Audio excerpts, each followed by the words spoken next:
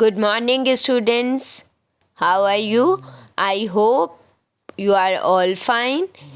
Today, our topic is geometry. Open your countdown. Polygons. In our previous lecture, we read about quadrilateral shapes, types of triangles. ठीक है? Now we read about polygons shapes. Pentagon, hexagon, and octagon. Poly means many. So all these figures belong to the family of polygons. आपने याद रखना है कि पोली का मतलब होता है many, more, ज़्यादा. ठीक है? So all these shapes are called polygons family. Pentagon, hexagon and octagon. जैसे हमने पढ़ा था कि क्वाड्रिलेटरल शेप्स की 4 साइड्स होती हैं, इसी तरह पॉलीगॉन शेप्स की मोर देन 4 साइड्स होती हैं. जी. Pentagon. Hello kids, how are you?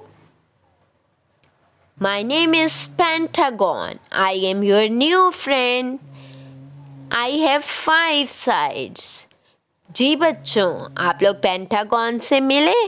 इसकी कितनी साइड्स होती हैं? 5. Remember, penta is the Greek word for 5. याद रखें कि पेंटा ग्रीक वर्ड से निकला है और उसका क्या मतलब होता है? 5. आप लोगों ने याद रखना है कि पेंटागन की 5 साइड्स और 5 कॉर्नर्स होते हैं और पेंटा कौन से वर्ड? ग्रीक वर्ड से निकला है और उसका मीनिंग है 5. पेंटा किसके लिए यूज़ होता है? 5 के लिए. जी. And the other shape is hexagon. I have more sides than a pentagon. जी. पेंटागन की 5 साइड्स होती थी, अब हेक्सागन की कितनी साइड्स होती हैं? Yes, I am hexagon. Hex is the Greek word for 6. I have 6 sides and 6 corners. जी. हेक्सागन ग्रीक वर्ड हेक्स से निकला है जिसका मीनिंग है 6 और हेक्सागन की 6 साइड्स एंड 6 कॉर्नर्स होते हैं. आपने याद रखना है कि हेक्सागन की हेक्सागन की 6 साइड्स और 6 कॉर्नर्स होते हैं. And the other shape is octagon. हमारी नेक्स्ट शेप है octagon. Octa is a Greek word for 8. I have 8 sides and 8 corners.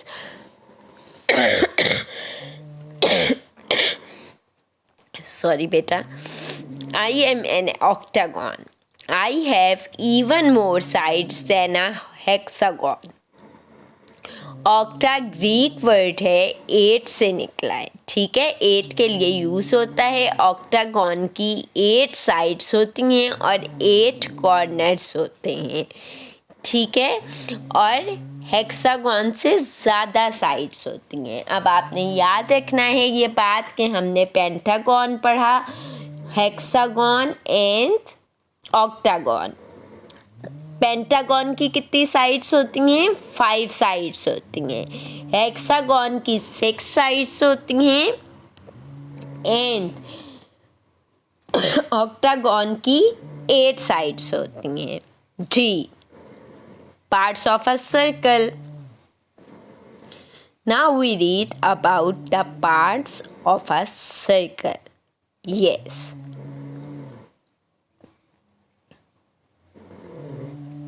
जी.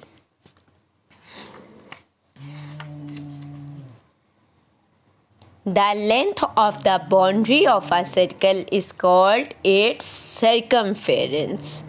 ठीक है? लेंथ बाउंड्री की, सर्कल की जो बाउंड्री होती है आपको नज़र आ रही है, ठीक है, उसको हम क्या कहते हैं, सर्कमफेरेंस। और ये ब्लैक डॉट जो आपको नज़र आ रहा है ये क्या कहलाता है, a central is a fix point inside a circle which is called the centre point.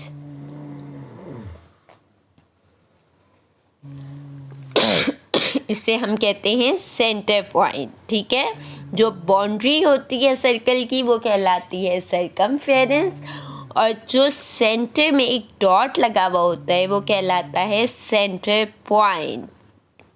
जी, red line shows the diameter. Red line किसको शोज करती है, diameter. A diameter is a line passing through the centre and joining two different points on the circumference। ठीक है, diameter वो line होती है जो सर्कमफेरेंस के 2 पॉइंट्स को आपस में ज्वाइन करती है, उसको हम क्या कहते हैं, डायामीटर। ये जो रेड कलर की लाइन है वो क्या कहलाती है, diameter. Radius, green line shows radius। A radius is a line joining the center point and any point on the circumference of the circle। Radius जो है वो सेंटर पॉइंट और सर्कमफेरेंस को टच करता है, वो क्या कहलाता है, रेडियस। जी, radius is the half of diameter. Diameter का हाफ रेडियस होता है। आपने याद रखना है ये 4 word, circumference, diameter, radius and centre.